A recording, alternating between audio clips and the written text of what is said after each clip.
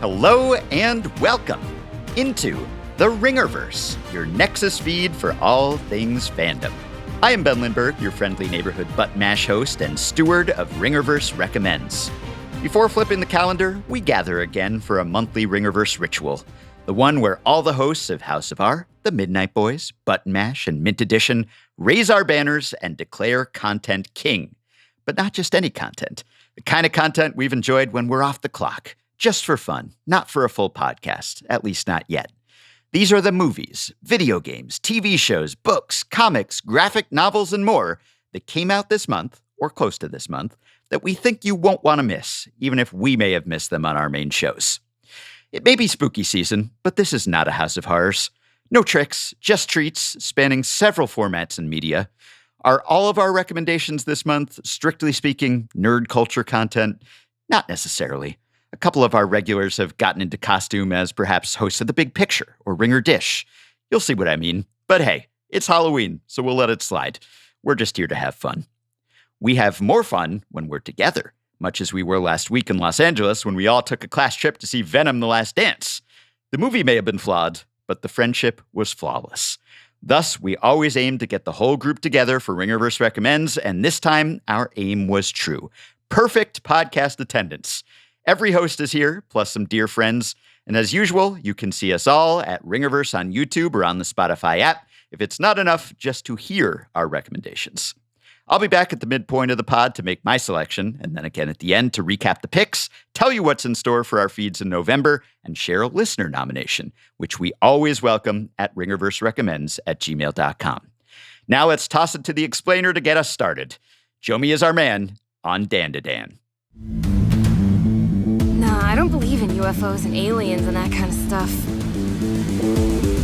There's no such thing as ghosts. Huh? Turn the music up. Just grab some butter. The U.S. military admitted UAPs exist and reformed their space force. Don't you see everyone's gearing up for war in space? I don't care! I just got dumped!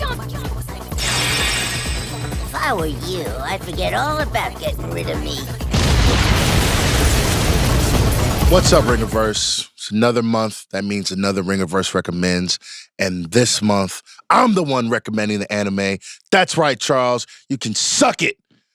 Dandadan. That's right. I love me some anime. But Dandadan has got to be one of the best animes I've seen in a long time. The action, the animation, the voice acting, that theme song. I mean, it's just an incredible time. If you love having fun, if you love engaging in some occult stuff like ghosts and aliens, the whole thing, this anime is for you. I cannot recommend you watch something enough. This show is the bomb. It's only had 4 episodes so far, but each episode gets better and better. It is a hoot of a time. If you are under the sound of my voice, go watch Dandadan on Netflix and Crunchyroll right now. It's the bomb. Go now!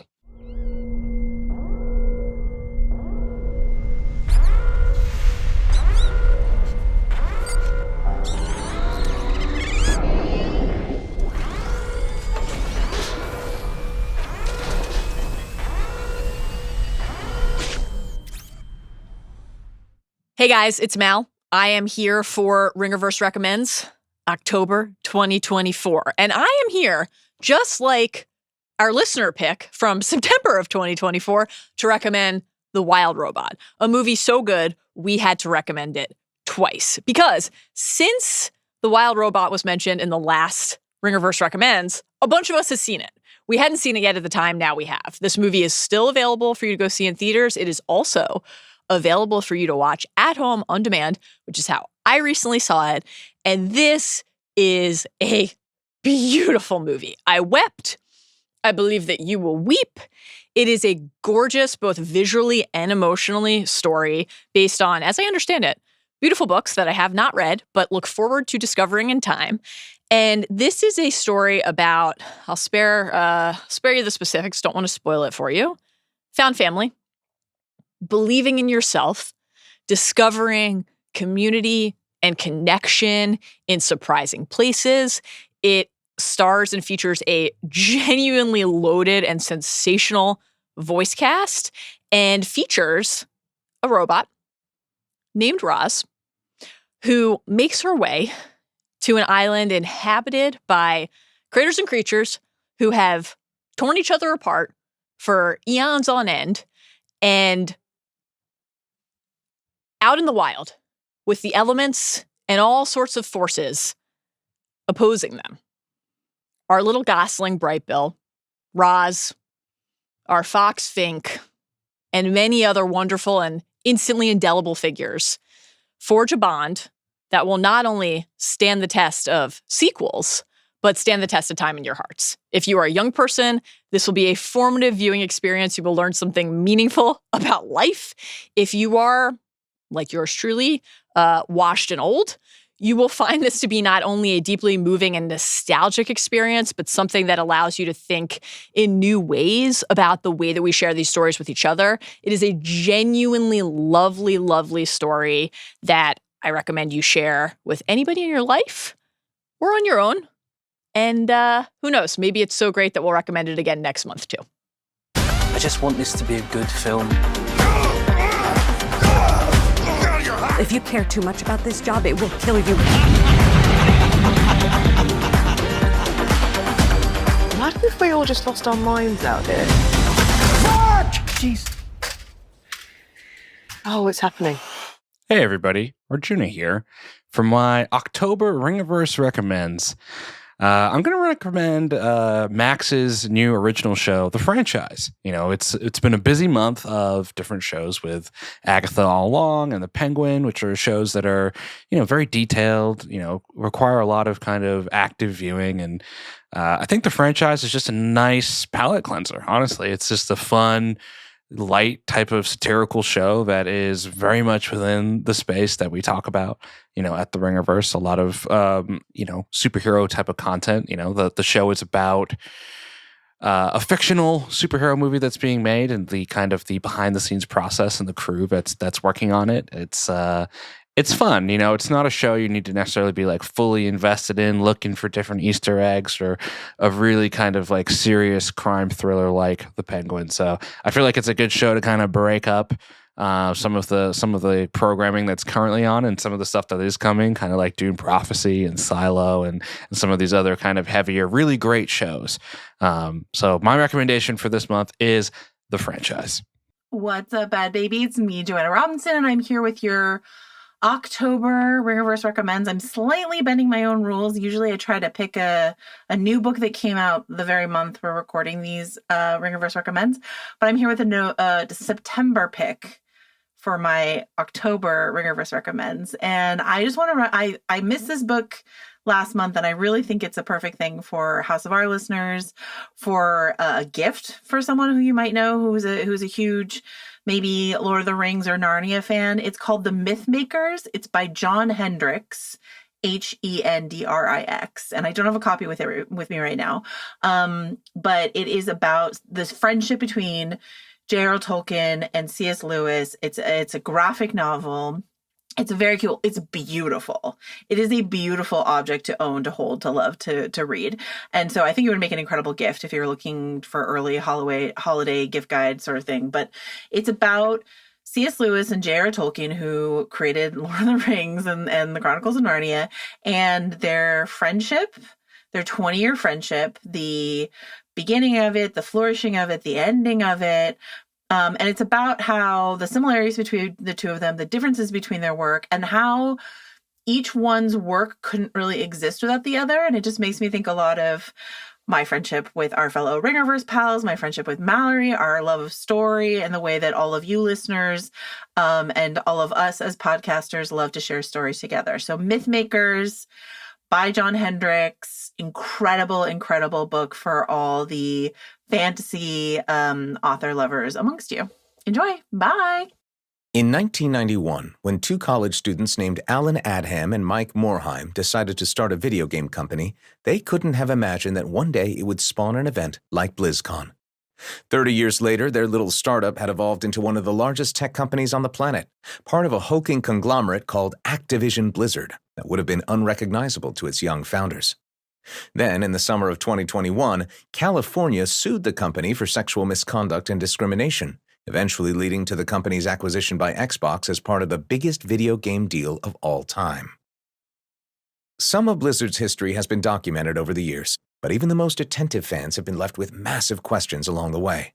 Hi, friends. It's Ben, back again to recommend a new book by Bloomberg reporter Jason Schreier. Play Nice, The Rise, Fall, and Future of Blizzard Entertainment. That's right, Joe isn't the only Ringerverse host who reads. The rest of us still have healthy attention spans, too. Not that I needed that long an attention span to read Play Nice, because I ripped through it in one weekend. A lot less time than people tend to spend playing Blizzard games. There's never any shortage of great games to play, but good books about games are as rare as an X45 Heartbreaker and Wrath of the Lich King Classic. That's very rare. It's probably because as crucial to the culture as video games are, and as big a business as they are, and as rabid as the button mash fan base may be, there's still a lack of crossover coverage of gaming and legacy media. But Blizzard's best games have broken containment. Even if you don't play games, you've probably seen or heard of something by Blizzard, whether Warcraft or StarCraft or Diablo or World of Warcraft or Hearthstone or Overwatch. This is Schreier's third deeply reported book about the games industry, following Blood, Sweat, and Pixels and Press Reset. If you're listening but not watching, know that I brought props. I'm holding up all three of these books to the camera to prove I did the reading. Blood, Sweat, and Pixels was about how games get made. Press Reset was about the toll that work takes on the people who make them. Play Nice is about both of those things, but whereas those earlier books were anthologies of behind-the-scenes stories about many different games from many different studios, Play Nice is a portrait of how a single studio evolved over more than 3 decades. Now, the subtitle says The Rise, Fall, and Future of Blizzard, but there's very little in the book about the future, which is understandable because the future hasn't happened yet. Just letting you know that if you're hoping to hear about StarCraft 3 or Warcraft 4, don't hold your breath. But this is the place to go if you want to know how Blizzard made so many milestone games, how it lost a lot of its mojo, and how the company practices that made its virtual worlds welcoming for so many players also made its office an exclusionary place for plenty of employees. I'll leave you with 3 broad takeaways. First, it sounds a little TED Talky, but inspiration is iterative, which is true of all art, but might be extra obvious in video games. Warcraft was Dune 2 plus multiplayer in a fantasy setting. World of Warcraft was EverQuest with quality of life improvements. Hearthstone built on an earlier card game called Battle Spirits. Even incredibly creative people hardly ever start from scratch. They draw on their influences, put their personal spin on them, and hope they wind up with something slightly better than or different from what's out there. Then they hope to get a little lucky. Second, art and commerce tend not to play nice, but they need each other. Sometimes the suits know what they're talking about. Sometimes they think too small. Sometimes the dreamers have a vision that can change the world. Sometimes they need a dose of reality. You gotta have the Horde and the Alliance. Third, decisions dictate destinies for decades to come. It's tough to re-roll your character in real life. In 1994, before Warcraft came out, the founders of Blizzard sold their small studio to a company called Davidson and Associates. Years later, that company merged with Vivendi. Years after that, Vivendi merged with Activision. And years after that, Microsoft acquired Activision Blizzard. Those corporate reshufflings led to lots of battles with Blizzard's corporate overlords, and all of those consequences stemmed from that fateful decision in '94. If the founders hadn't sold, they might not have had to deal with those headaches, and they might have been free to make whatever they wanted. Alternatively, they might have run out of money before they made anything, and we would never have known they existed. Did they make a mistake? We'll never know. I can tell you this, though. You probably won't regret the decision to read Play Nice.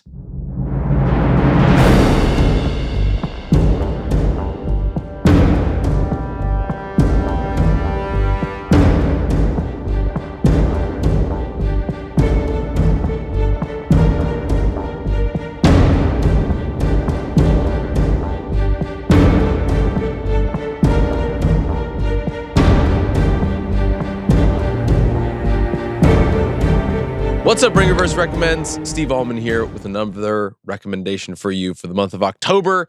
And this month, I'm going to be recommending the new comic book from the Absolute DC series, Absolute Wonder Woman. I know we talked about this on Mint Edition about Absolute Batman, and Absolute Wonder Woman just came out this past week. And I got to admit, I like this even better than Absolute Batman. It follows a new origin story for Wonder Woman with amazing story by Kelly Thompson, art by Hayden Sherman, and color by Jordi Belair. It basically takes an entire new evil twist on the character that we love so much that I was immediately captivated. This art is incredible. I think the new story and direction that we're coming to with a Diana, that wasn't raised on Themyscira, that has a little bit of evil in her, and has got a lot to say about what really can make Wonder Woman heroic after an incredibly tough life. And I think this is something that's absolutely worth checking out. I hope you guys check it out. Absolute Wonder Woman, issue number 1. I'm going to be reading this for the entirety of the run. I write for Grey's Anatomy. I was like, what? She was co-executive producer and highly paid, but that wasn't enough. Her writing was so highly regarded because Finch had been through so much. She fought cancer. She went public about sexual assault. She lost a friend in the Tree of Life shooting. She would tell me, like, maybe I'm suffering this way so that I can write this way too. How is it that so many awful things keep happening to this poor woman? I started to realize things are not matching up. Oh my God. Oh my God. It was all a lie. What's up? Ringerverse recommends. We're back again. It's fantastic. Look, I'm going to take you guys out of the sphere of fandom and video games, and I want you guys to get into the sphere of true crime-esque mess stuff with something called Anatomy of Lies. Now, this is a story of a woman named Elizabeth Finch, who's a writer on Grey's Anatomy. It's fucking insane, okay? You're not going to want to miss it. You're going to burn through it. I like true crime stuff, and if you're not into that, go on YouTube and start watching videos of interrogations. It's very great. All right, just get away from the Wanda Maximoff stuff for a second and let yourself fall into the underbelly of the world. That's for this month, and I hope that you like it. In the end, it was 4 words that changed the course of our lives and the history of the world. Perhaps it wasn't really so surprising. They were, after all, the most important words in any language. What are you reading? Hi everyone, this is Kram with another Ringerverse reading recommendation. With some books, you just know right away that they're special. You might encounter a relatable character, or fall into an immersive world, or savor a beautiful line of prose. With The Scholar and the Last Fairy Door, a new fantasy book by H.G. Perry out this month, I found all 3 special qualities only 1 paragraph in. You just heard it in the introduction to this recommendation, ending with, they were, after all, the most important words in any language. What are you reading? The Scholar and the Last Fairy Door is a book about reading, about learning, about the desire for discovery. It's about the limits of friendship and the joys of found family. It's about magic, wild and untamed. This book is in the historical fantasy and dark academia genres, and it follows a teenage girl named Clover who lives in the English countryside. Clover learns about the existence of magic after her older brother is wounded by the stuff on a World War I battlefield. She is eventually accepted to a magic school called Camford, a portmanteau of Cambridge and Oxford, where she befriends a trio of fellow scholars. As the lovely first chapter concludes, quote, that was how it started, the 4 of us. We never meant any harm. Harm does follow, of course. Probably every student has been there. You're with your friends late at night, you conduct a risky experiment, and oops, something goes wrong and you accidentally put the entire world in danger. Hopefully you didn't loose any vengeful, powerful tree spirits on the world as a result of your college indiscretions, but Clover does. The result is a story with shades of Jonathan Strange and Mr. Norrell, a dash of The Night Circus, one of my favorite soft magic stories, and hints of Naomi Novak's best work. It's one of my favorite books of the entire year. And the next time someone asks you the most important words in any language, what are you reading? You should answer The Scholar and the Last Fairy Door. Hello, this is the beautiful Annie. Hi, I'm Annie. I'm Ivan. It was really weird. Like, I love him. No way. Yes way. Bruh. And I'm seeing him again tonight.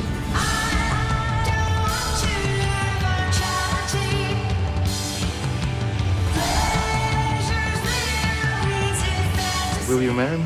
Seriously? Seriously. 3 carrots.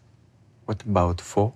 All right, so because Jomi stepped in my anime corner and stole Dandadan from me, I'm going to another beloved anime. You guys should go see Anora in theaters now, directed by Sean Baker. Great. Like, I had a great time. It's a intense movie. A Cinderella story about a sex worker who marries the son of a Russian oligarch, and just the crazy shenanigans that those two kooky kids get into. Great fun for the entire family. So my Ringerverse recommends is probably my favorite movie of the year. Anora. Things are getting worse around here, aren't they? Boyd, we're out of food. Too many things are changing. I have to remember. Remember what? What's missing? Nothing that I've been through is possible. I think you're here for what's in the basement. This place will not break us. We can still win. But the only way we go home is together. All right, it's Ben again. We hope you enjoyed our book reports and other recommendations, even the ones that fell a bit beyond the bounds of what we typically cover, following in the footsteps of Jomi's Emily in Paris shout out on a previous pod. Love you, Jomi. Love you, Chuck. Love you, Van. Before I bid goodbye to you and to October, I'd like to relay our listener nomination. We got several submissions to ringerverserecommends@gmail.com this month, including Anders Drew on Netflix's Lego Ninjago Dragons Rising, Andrew Epstein on Matt Dinneman's Dungeon Crawler Carl, Book 7, This Inevitable Ruin, and Elizabeth Butler on the YA fantasy novel Air by Sabaa Tahir, the first book in the sequel series to An Ember in the Ashes. But the one and only official listener selection for October comes from Dean Shute, who writes, my suggestion for October's Ringerverse Recommends is the TV show From on MGM+, currently wrapping up its third season.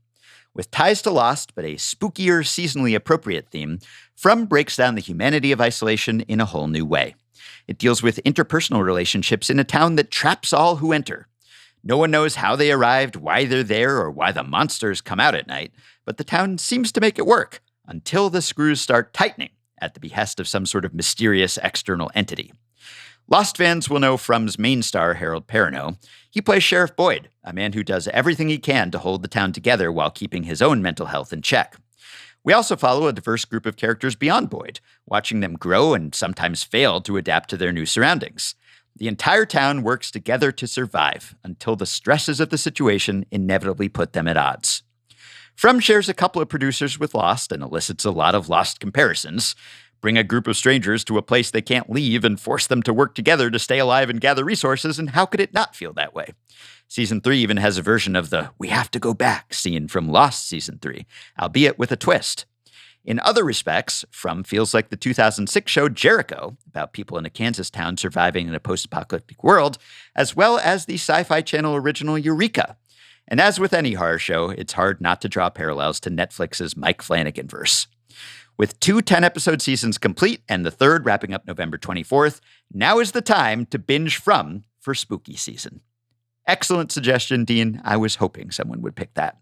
All right, let's do the ceremonial recapping of picks. The official Ringerverse Recommends selections for October 2024. From Jomi Adeniran, the Netflix anime Dandadan. From Mallory Rubin, the animated movie The Wild Robot, already available via video on demand. From Arjuna Ramgopal, the franchise on HBO. From Joanna Robinson, the graphic novel The Mythmakers, the remarkable fellowship of C.S. Lewis and J.R.R. Tolkien by John Hendricks. From me, Play Nice, The Rise, Fall, and Future of Blizzard Entertainment, a book by Jason Schreier. From Steve Ahlman, the DC comic Absolute Wonder Woman #1. From Vanity Fair Lathan, the documentary Anatomy of Lies on Peacock. From Zach Kram, the fantasy novel The Scholar and the Last Fairy Door by H.G. Perry. From Charles Holmes, Sean Baker's Oscar contender Anora, still in theaters. And from listener Dean Shute, the show From on MGM+. Quite a lineup. Thanks for listening and or watching, and please keep your emails coming to ringerverserecommends@gmail.com, both because we want to know what you recommend and also because we thrive on positive reinforcement. And so I'll offer some to myself. Look at us, posting this pod with a whole day to spare in October. Granted, we had to do that because the rest of this week is pretty packed. On Thursday and Friday, respectively, the Midnight Boys and House of R will react to and dive deep into the Agatha All Along finale. On Friday, I'll be back on Buttmass to talk about the new Like a Dragon Yakuza series on Prime Video and some recently released games. And on Saturday, I'll join Jomi and Steve on Mint Edition, where we will revisit Season 1 of Arcane and also discuss the first few episodes of Star Trek Lower Decks. A lot of Lindbergh this week. You're welcome. I'm sorry. More recommendations are on tap for November, and we hope you'll also stay tuned to the Ringerverse and House of R next month for continuing coverage of The Penguin, Arcane Season 2, Gladiator 2, some major video game debuts and anniversaries, Silo Season 2, Dune Prophecy, and more. Thanks to Arjuna Ramgopal for his senior podcast management, to Steve Ahlman for producing this episode, and to you for supporting our podcasts. I'll talk to you first thing in November, and in the meantime, I hope you'll recommend The Ringerverse.